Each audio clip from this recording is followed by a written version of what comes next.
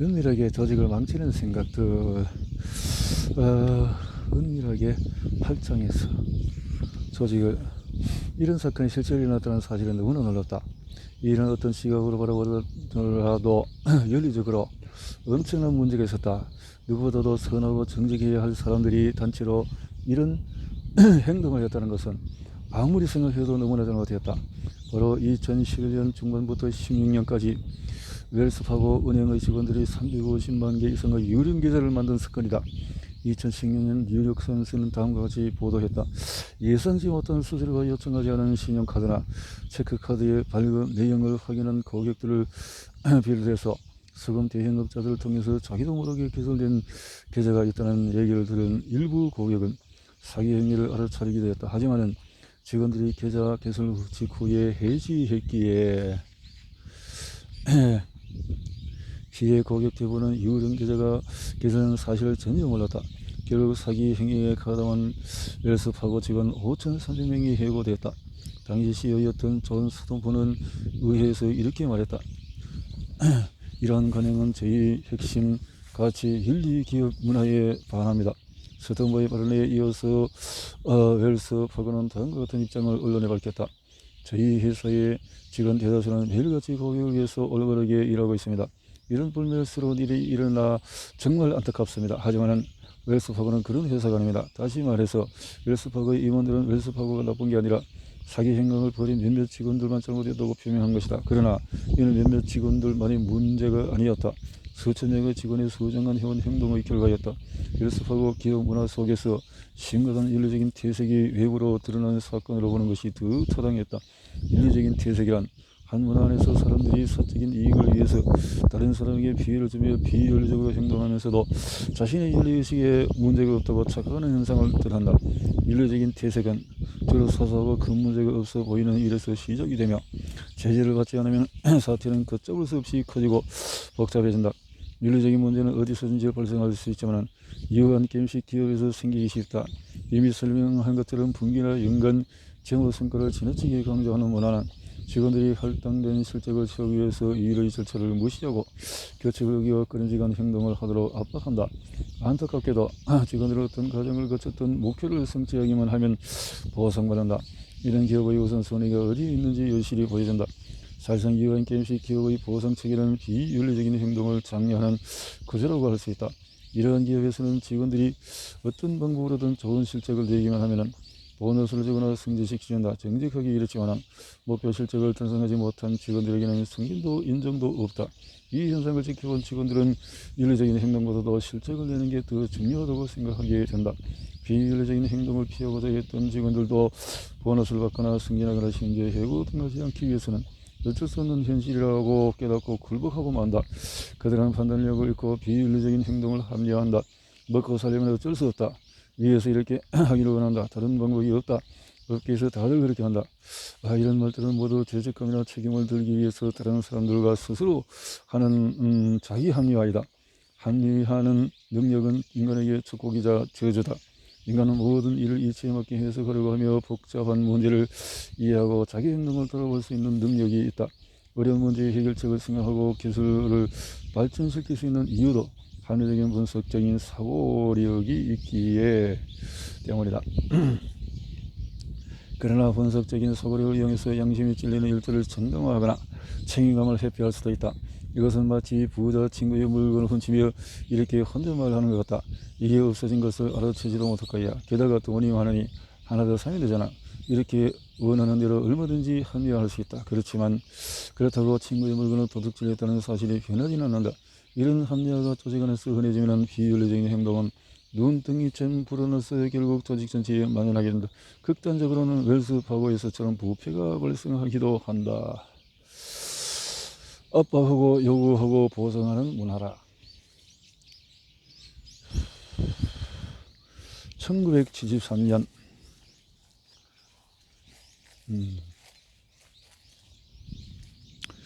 프린스턴 대학교 심리학 교수인 존 M. 달리와 레센 베스는 상황에 따라서 윤리의식이 어떻게 변하는지 알아보기 위해 실험을 하나 진행했다. 특히 곤란에 처한 사람들을 돕기 위한 행위가 주어진 상황에 어떻게 달라지는지 초점을 하셨다. 그들은 신학생들에게 착한 사마리아에 인한 관한 강연을 해달라고 요청했고 대학 캠퍼스를 거쳐서 강연장으로 가도록 했다. 착한 사마리아는 신약성경에 나오는 일하다. 어떤 사람이 예루살렘을 내리고 걸어가는데 길을 당하고 폭행당해서 길가에 버려져 있었는데 그 길을 지나는 사람이 많았지만 그 중에서 유일하게 한 사마리아인만이 그를 도왔다는 이야기다. 그 상황을 연출하기 위해서 교수들은 배우를 이용해서 마치 한 사람이 강도를 당하거나 부상당한 것처럼 길거리에 꼴꼴해져 있게 해야겠다. 그리고 실험 대상인 신학생들이 캠퍼스를 지날 때 배우를 마주치도록 했다. 실험한 신학생들을 각기 다른 그룹으로 나눠 개별적으로 진행이 됐다. 교수들은 압박감이 사람 행동에 어떤 영향을 미치는지 알아보기 위해서 압박의 정도를 각기 다르게 설정했다. 첫 번째 그룹에서는 서둘러 캠퍼스를 통과하도록 강한 압박을 줬다. 실험 진행자들은 그렇게 말했다. 시간이 없어요. 강연 강의자들은 벌써 도착해서 준비를 마치고 기다리고 있고 그런데 오래 기다리지 않도록 서두르는 게 좋겠습니다. 가까우니까 금방 도착할 거예요. 두 번째 그룹에서는 중간 정도의 압박감이었다. 강의자들이 준비를 마쳐야 지금 바로 가시면 될 것 같아요. 마지막 그룹은 약하게 압박했다. 관계자들이 강연 준비를 마치려면 아직 좀 있어야 합니다. 하지만 미리 가서 기다리시는 게 좋겠어요.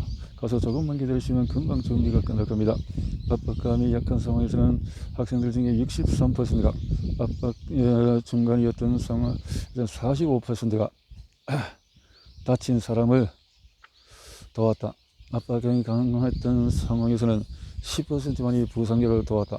그를 쳐다보지도 않고 지나간 학생들도 있었다. 차이는 극명했다. 그들은 모두 신의 뜻을 전하는 옥사가 되기 위해서 공부하는 신학생들이었다. 그러나 압박감이 가해질 때 그들은 해야만 하는 일에 집중했고 좋은 일을 해야 한다는 의지를 건작했다. 이 실험에서는 시간의 압박이었다. 그리고 웰스파고의 리테일 영업부에서 상품 판매 실적을 내야 한다는 강압이 있었다. 웰스파고에서는 어떤 방법을 쓰든지 실적을 맞추기만 하면 긍정적인 보상을 받았지만 목표치에 미치지 못한 직원들은 두려움에 들 수밖에 없었다. 몇몇 직원들은 하루에 8개에서 12개 사이의 상품을 팔도록 강요받았다고 말했다.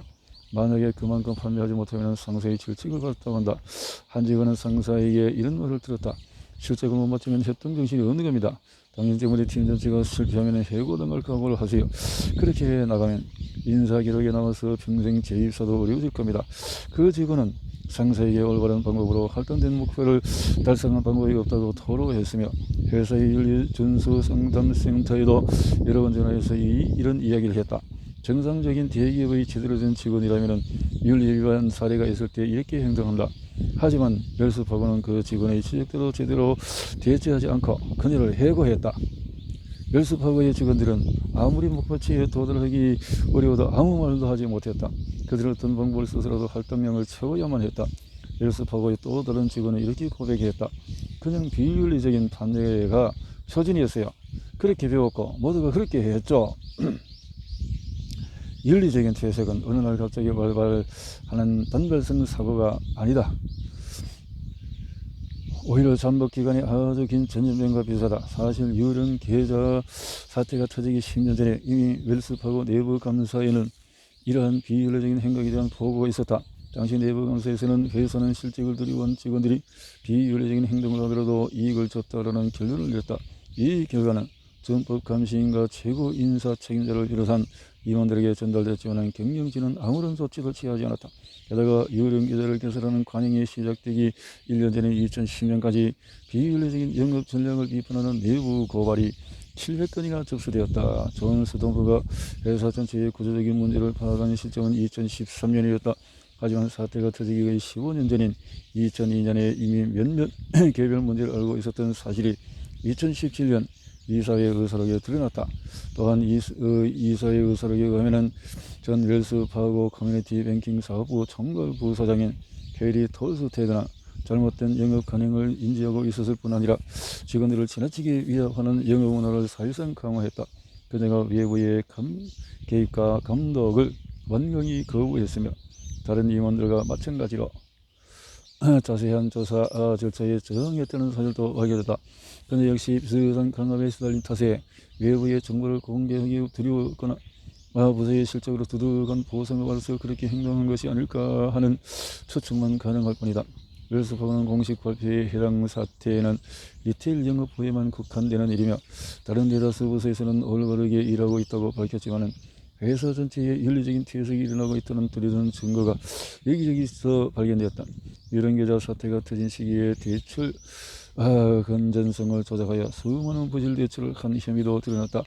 이로 인해서 2018년 웰스파고에게 20억 9천만 달러의 가중금이 부과되었다. 웰스파고의 자동차 금융부 역시 고객의 동의 없이 무단 가입하여 벌어들인 자동차 보험금 8천만 달러를 고객에게 돌려주기로 했다. 존 스톤부의 뒤를 이어서 CEO가 된 슬로우 이끌던 기업 금융부는 자금 세탁을 비롯해서 각종 비리 행각으로 조사를 받게 되었다. 웰스파고는 결국 수백만 개의 유령 계좌를 개설한 책임을 인정했으며 이로 인해서 총 1억 8,500만 달러의 가징금을 부과받았다. 웰스파고의 명예가 실추되고 단기적으로 주가가 내려갔지만은 이는 선방망이 처벌에 불과했다. 따져보면은 1억 8,500만 달러는 웰스파고의 연간 총수익 220억 달러의 1%에 불과하며 950억 달러에 달하는 매출의 0.2%에 대전한다. 이는 연봉이 7만 5천 달러인 사람이 150달러의 벌금을 내는 것과 비슷하다. 사실상 처벌이라고 할 수 없는 수준이다. 직원들의 사기 행각을 용인한 이런 엄연한 위법 행위지만 경영진정에서 법적 책임을 진 사람은 아무도 없었다. 그 누구도 실형을 선고받지 않았다. 심지어 아무도 기소조차 되지 않았다. 존 스노우는 CEO에서 물러났고 410만 달러의 가치 스톡 옵션을 내놔야 했지만 결과는 여론에 못 이겨서 사임한 것뿐이었다. 게다가 그는 퇴직연금으로 1억 3,400만 달러와 주식까지 받았다. 윤리적인 퇴색 현상을 그저 지켜보기만 한 리더가 처벌받지 않았을 뿐만 아니라 상당한 이익을 챙겼다. 상황이 이러하니 리더들은 현 상황을 유지하려 한다. 리더들이 성과주의 문화의 이득을 누리면서 비윤리적인 문화의 결과는 책임지지 않는다는 사실이 개인적으로 심히 걱정이 된다. 이거 문화라는 것이